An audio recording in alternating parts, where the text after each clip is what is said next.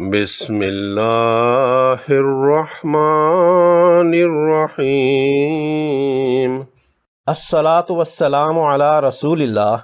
حضرت ابو امامہ رضی اللہ تعالی عنہ روایت کرتے ہیں کہ میں نے حضور نبی اکرم صلی اللہ علیہ وآلہ وسلم کو فرماتے ہوئے سنا، قرآن مجید پڑھا کرو، یہ قیامت کے دن اپنے پڑھنے والوں کے لیے شفاعت کرنے والا بن کر آئے گا۔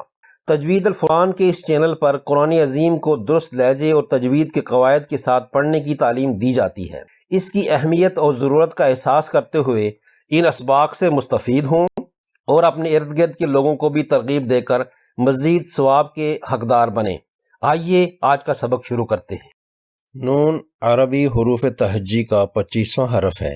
اس کی آواز انگلش کی حرف N کی آواز سے مشابہ ہے۔ یہ حرف قرآن حکیم کی تحریر میں لاتعداد مرتبہ آتا ہے اور اس پر ہر طرح کی حرکات ہوتی ہے۔ نون کو بھی دیگر حروف کی طرح پڑھا جاتا ہے سوائے کچھ حالتوں کے کہ جن کا بیان یہاں شروع ہو رہا ہے۔ نون ساکن اور تنوین کے علاوہ باقی کے جو بھی اعراب والے نون ہوں گے ان سب کو عام مروجہ طریقے اور لہجے سے پڑھے جائیں گے۔ جب نون مشدد ہو تو اس پر غنہ ہوتا ہے، اور جہاں نون ساکن ہو یا تنوین ہو وہاں کچھ دیگر قواعد لاگو ہوں گے جن کو یہاں تفصیل اور مثالوں سے واضح کیا جائے گا۔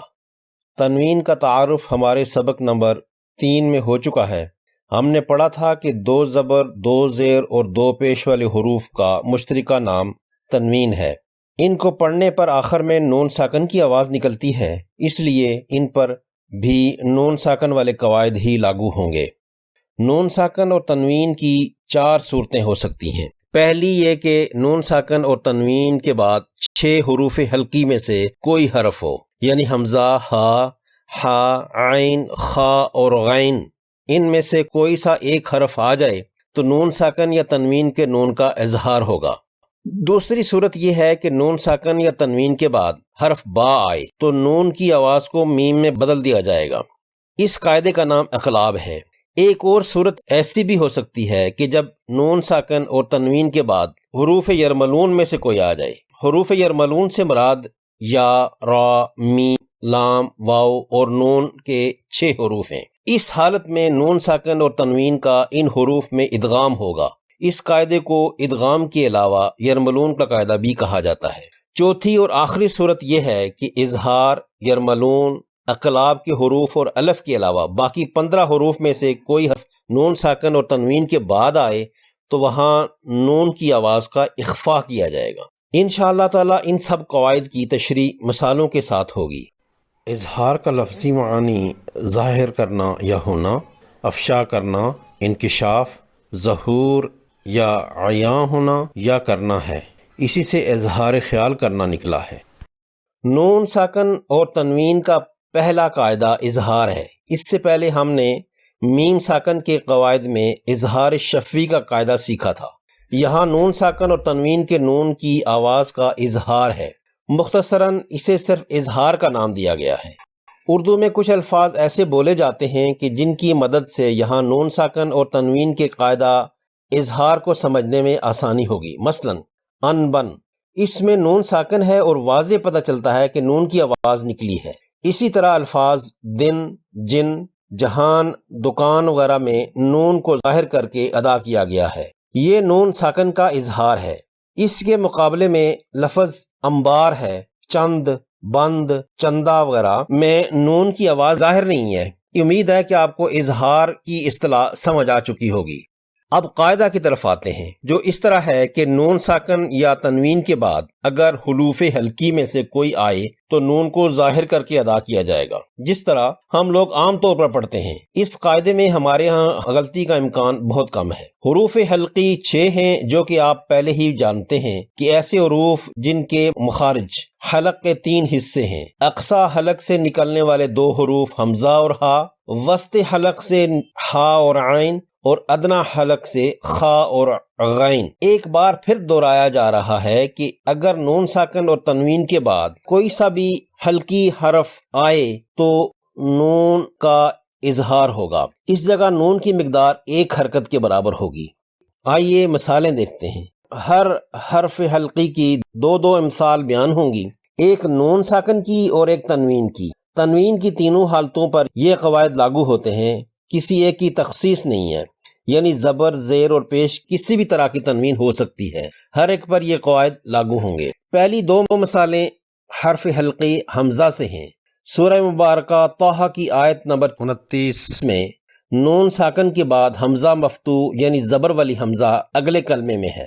دونوں کو پیلے رنگ سے واضح کیا گیا ہے، چونکہ نون ساکن کے بعد حمزہ ہے جو کہ حلقی حرف ہے، اس لیے اس نون پر اظہار ہوگا اور اس کی مقدار ایک حرکت رکھتے ہوئے فوراً ادا کرنا ہے۔ وَاجْعَل لِّي وَزِيرًا مِّنْ أَهْلِي، اسی حرف یعنی حمزہ کی یہ مثال تنوین کی ہے سورہ فیل کی آیت نمبر 3 سے۔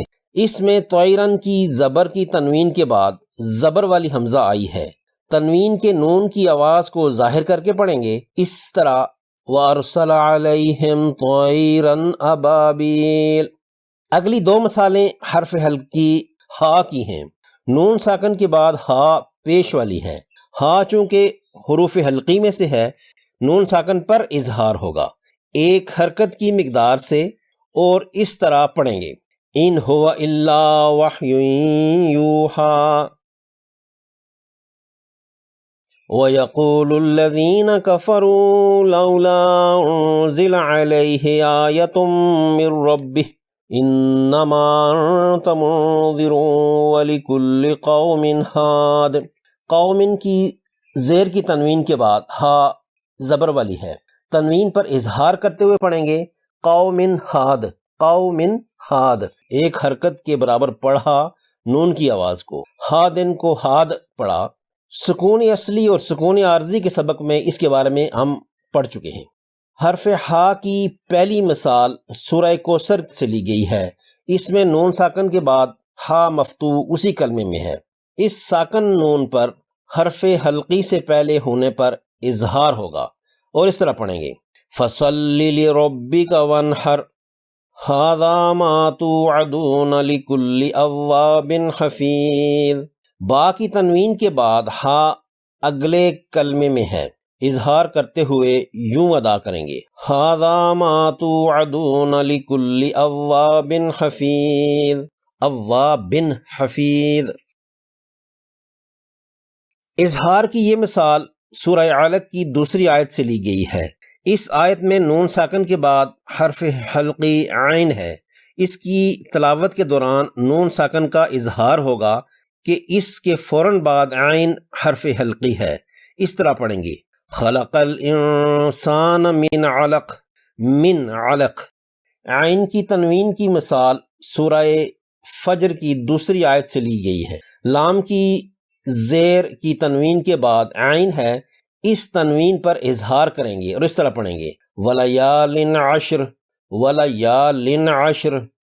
سورہ رحمان کی اس آیت میں نون ساکن کے فوراً بعد خا ہے جو کہ حلقی حرف ہے، اس پر اظہار ہوگا اور پڑھیں گے وَلِمَنْ خَافَ مَقَامَ رَبِّهِ جَنَّتَانِ۔ تنوین اور حرف خا پر مشتمل یہ مثال سورہ الحجر کی آیت 33 سے لی گئی ہے، را کی زیر کی تنوین پر اظہار کریں گے کیونکہ اس کے فوراً بعد خا مفتوح متصل کلمے کے شروع میں ہے، ایسے پڑھیں گے قَالَ لَمْ أَكُنْ لِأَسْجُدَ لِبَشَرٍ خَلَقْتَهُ مِنْ